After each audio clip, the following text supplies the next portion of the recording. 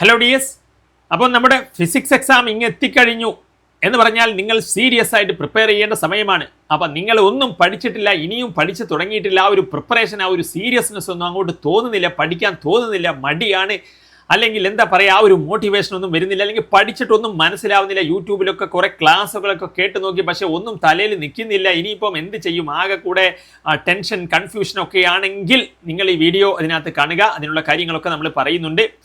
അപ്പോൾ ഇതിനകത്ത് ഞാൻ ഫസ്റ്റ് പറയുന്ന ഒരു കാര്യം എന്ന് പറഞ്ഞാൽ, പലരും വിചാരിച്ചിരിക്കുന്നത് ഡെറിവേഷൻസ് ആണ് ഫിസിക്സ് എന്ന് വിചാരിച്ചിട്ട് കൂടുതൽ മാർക്ക് കിട്ടുമെന്നുള്ള രീതിയിൽ ചാപ്റ്റർ ബൈ ചാപ്റ്റർ ഡെറിവേഷൻ പഠിച്ച് ഒരുപാട് സമയം ഡെറിവേഷൻ പഠിച്ചിട്ട് നിങ്ങൾ വിചാരിക്കുക ഡെറിവേഷൻ അങ്ങോട്ട് വരും, മാർക്ക് കിട്ടുമെന്നാണ്. പക്ഷേ നോക്കൂ, നിങ്ങൾ 2026 മോഡൽ എക്സാമിന് ഡെറിവേഷന് ജസ്റ്റ് പാസ് മാർക്കിനപ്പുറം ഒരു മാർക്ക് കൂടി എന്ന് പറഞ്ഞാൽ എല്ലാ ഡെറിവേഷനും പഠിച്ചു കഴിഞ്ഞാൽ ഈ ഒരു റേഞ്ചിലെങ്കിലും കിട്ടാമെന്നുള്ളതാണ്. എന്നാൽ നിങ്ങളത് പഠിക്കുന്നത് കറക്റ്റായിട്ട് പഠിച്ചത് ശരിയാവുക കൂടി ഫുൾ മാർക്ക് കിട്ടിയാൽ 19 വരെ കിട്ടുന്നുള്ളൂ മാക്സിമം.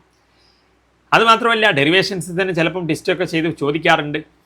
കഴിഞ്ഞ വർഷം പ്രസവവുമായി ബന്ധപ്പെട്ടൊരു ഡെറിവേഷൻ നിങ്ങൾക്ക് നോക്കിയാൽ മനസ്സിലാകും. സാധാരണ പ്രസവത്തിൻ്റെ റിഫ്രാക്റ്റീവ് ഇൻഡെക്സ് ആണ് ചോദിച്ചതെങ്കിൽ അവിടെ മറ്റൊരു രീതിയിൽ പ്രൂവ് ചെയ്യാനായിരുന്നു.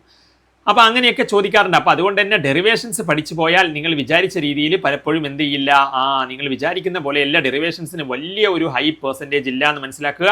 ഇവിടെയും 2025 നിങ്ങളെ ക്രിസ്മസ് എക്സാമിന് ഡെറിവേഷൻസ് തീരെ അങ്ങ് കുറഞ്ഞു എന്നുള്ളതാണ്. 13 റേഞ്ചിലോട്ടാണ് ഡെറിവേഷൻസ് വന്നത്. തിയറി 51 കയറി, ഇവിടെ തിയറി 45. പിന്നെ ന്യൂമറിക്കൽസ് ഒരു 14-15 റേഞ്ചിലാണ് വന്ന് നിൽക്കുന്നത്. മാർച്ച് 2025 കേസ്, അതായത് നിങ്ങളുടെ സീനിയേഴ്സിൻ്റെ കേസ് എടുത്ത് നോക്കിയാലും തിയറി 43, ഡെറിവേഷൻസ് 20, ന്യൂമറിക്കൽ 14 എന്നുള്ള രീതിയിലായിരുന്നു. അപ്പം നിങ്ങളിപ്പം ഇനി ഫിസിക്സ് പഠിച്ച് തുടങ്ങിയിട്ടില്ല, അല്ലെങ്കിൽ ആകെ കൺഫ്യൂഷനാണ്, അങ്ങനെയാണെങ്കിൽ നിങ്ങൾക്ക് യൂട്യൂബിലെ ക്ലാസ്സുകളൊന്നും അങ്ങോട്ട് മനസ്സിലാകുന്നില്ല, ഇനിയിപ്പോൾ എന്ത് ചെയ്യുമെന്നൊക്കെയാണെങ്കിൽ നമ്മൾ അതിനകത്ത് മാരത്തൺ സെഷൻസ് തുടങ്ങാൻ പോവുകയാണ്.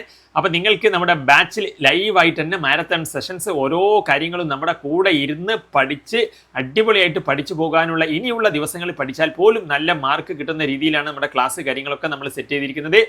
അപ്പോൾ അതുകൊണ്ട് ജോയിൻ ആകാൻ താല്പര്യം ഉണ്ടെങ്കിൽ എന്നെ കോൺടാക്ട് ചെയ്യാം. ഈ നമ്പറാണ് 77 36 70 70 45. ഇനിയെങ്കിലും സീരിയസ് ആയിട്ട് ഇരുന്ന് പഠിക്കണമെന്ന് തോന്നുന്നവർക്ക് കോൺടാക്ട് ചെയ്യാം.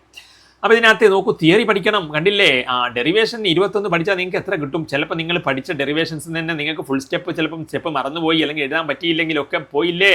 അപ്പോൾ ഡെറിവേഷൻസ് പഠിക്കണ്ട എന്നല്ല, അതോടൊപ്പം തിയറി നിങ്ങൾ ഒരിക്കലും എന്ത് ചെയ്യരുത്, വിട്ടുകളയരുത്. ഒപ്പം ന്യൂമറിക്കൽസും ഇമ്പോർട്ടൻ്റ് ആണ് എന്നുള്ള കാര്യം അതിനകത്ത് മനസ്സിലാക്കുക. അപ്പോൾ തിയറിയാണ് മോസ്റ്റ് ഇമ്പോർട്ടൻറ്റ്. ഇനി 2024 നിങ്ങളുടെ സൂപ്പർ സീനിയേഴ്സിൻ്റെ കേസിലോട്ട് വന്നാലും ഡെറിവേഷൻസ് അവിടെ 18 ഉള്ളൂ, ന്യൂമറിക്കൽസ് കുറഞ്ഞു, തിയറി കൂടുതലായി. കണ്ടോ, തിയറിക്കൊരു ഹൈ പ്രൊപ്പോർഷൻ വരുന്നത് ഇവിടെയാണേലും അങ്ങനെയാണ്.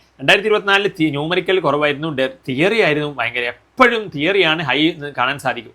പിന്നെ 2024 മാത്രം ഡെറിവേഷൻസ് ഇത്തിരി ഒന്ന് കൂടി. പക്ഷേ എന്നിരുന്നാലും ഇപ്പോഴത്തെ ആ ഒരു ട്രെൻഡ് എന്ന് പറയുന്നത് പിറകോട്ടൊക്കെ പോകുമ്പോൾ നിങ്ങൾക്ക് മനസ്സിലാകും ഡെറിവേഷൻസിന് വളരെ വളരെ ഇമ്പോർട്ടൻസ് കുറവാണ്. നിങ്ങളുടെ ക്രിസ്മസ് എക്സാമിനൊക്കെ അങ്ങനെയായിരുന്നു. മോഡലിനും വലിയ രീതിയിലൊന്നും വല്ലാണ്ട് വന്നിട്ടില്ല. അപ്പം ഫിസിക്സ് നിങ്ങൾ എന്ത് ചെയ്യുക, തിയറി പഠിച്ചു പോകുക എന്നുള്ളത് വളരെ ഇമ്പോർട്ടൻ്റ് ആണെന്ന് മനസ്സിലായില്ലേ. അപ്പോൾ നിങ്ങളുടെ സപ്പോർട്ടാണ്. എങ്ങനെയുണ്ട് നിങ്ങളുടെ പ്രിപ്പറേഷൻ കാര്യങ്ങളൊക്കെ കമൻറ്റ് ചെയ്യൂട്ടോ. അടിപൊളിയായിട്ട് നമ്മൾ പൊടി പാറിക്കുമെന്നൊക്കെ ഉണ്ടെങ്കിൽ ചാലഞ്ച്, ഞാൻ A+ നേടിയിരിക്കുമെന്നൊക്കെ പറഞ്ഞിട്ട് നിങ്ങൾ താഴെ ചാലഞ്ച് ഏറ്റെടുത്തു എന്ന് പറഞ്ഞ് കമൻറ്റ് ചെയ്തോളൂ. അപ്പോൾ എന്നിട്ട് നിങ്ങൾക്ക് ഒരു വാശിയോട് കൂടിയിട്ട് നിങ്ങൾ പഠിക്കൂ, ഫ്രം 0 to hero. ഇനിയുള്ള ദിവസം പഠിച്ചാൽ പോലും നിങ്ങൾ കഷ്ടപ്പെട്ട് പഠിച്ചു കഴിഞ്ഞാൽ മാർക്കൊക്കെ വാങ്ങിക്കാൻ പറ്റും. അപ്പോൾ മാക്സിമം നിങ്ങൾ എഫേർട്ട് എടുക്കുക. നിങ്ങളുടെ അവസാനത്തെ നിങ്ങളുടെ സ്കൂൾ കാലഘട്ടത്തിലെ ഫിസിക്സ് പരീക്ഷയാണ്. അപ്പോൾ അതൊക്കെ നോക്കി വെക്കുക. ഒപ്പം തന്നെ മാർക്ക് കുറവാണെങ്കിൽ നിങ്ങൾ മനസ്സിലാക്കുക, എക്സാം എഴുതാൻ വേണ്ടിയിട്ട് ഒന്നും നിങ്ങൾക്കൊരു ചാൻസ് നിങ്ങൾക്ക് എടുക്കരുത്. കാരണം നിങ്ങളുടെ റിസൾട്ടിൽ പ്ലസ് സർട്ടിഫിക്കറ്റിൽ എന്ത് വരും, നിങ്ങൾ രണ്ടാമത് എഴുതിയതാണ് പാസ്സായതാന്നുള്ള ഒരു സംഭവം വന്നു കഴിഞ്ഞാൽ അത് എപ്പോഴും അവിടെ ഉണ്ടാവും. അത് മാത്രമല്ല, എക്സാം ഒക്കെ എഴുതി പാസ്സാകുമ്പോഴേക്കും ഒരുപാട് സമയം എടുക്കും. അപ്പോൾ ആ സമയത്തേക്കൊക്കെ ഒരുപാട് കോഴ്സുകൾ അഡ്മിഷനൊക്കെ തീർന്നിട്ടുണ്ടാവും. അതൊക്കെ മനസ്സിലാക്കുക. ഇപ്പം തന്നെ ഫസ്റ്റ് ടൈം പാസ്സാവുക. അപ്പം നിങ്ങൾക്ക് പഠിക്കാൻ ബുദ്ധിമുട്ടുള്ളവരാണെങ്കിൽ നമ്മുടെ ബാച്ചിലൊക്കെ അതിനകത്ത് വളരെ ബുദ്ധിമുട്ടുള്ളവരെ പോലും ചായക്കടയിലെ കാക്കാക്ക് വരെ മനസ്സിലാവുന്ന രീതിയിലാണ് നമ്മുടെ ക്ലാസ്സുകൾ, മനസ്സിലായില്ല. അപ്പം മനസ്സിലാകാത്ത പ്രശ്നമൊന്നും ഉണ്ടാവില്ല എന്നേ. അപ്പോൾ നിങ്ങൾക്ക് ജോയിൻ ആവുന്നുണ്ടെങ്കിൽ ഈ നമ്പറിൽ ഞാൻ പറഞ്ഞല്ലോ 77 36 70 70 45 കോൺടാക്ട് ചെയ്യൂ കേട്ടോ. അപ്പോൾ നമുക്ക് അടിപൊളിയാക്കാം, നമുക്ക് ഒരുമിച്ച് ആ ഒരു വൈബിൽ പഠിക്കാം. ഇനിയുള്ള ദിവസങ്ങൾ മാരത്തൺ സെഷൻസുമായിട്ട് നമുക്കിരിക്കാം. അപ്പോൾ കമോൺ. അപ്പോൾ that's all. Thanks for watching. Comment ചെയ്യൂട്ടോ, സപ്പോർട്ടാണ് എല്ലാം.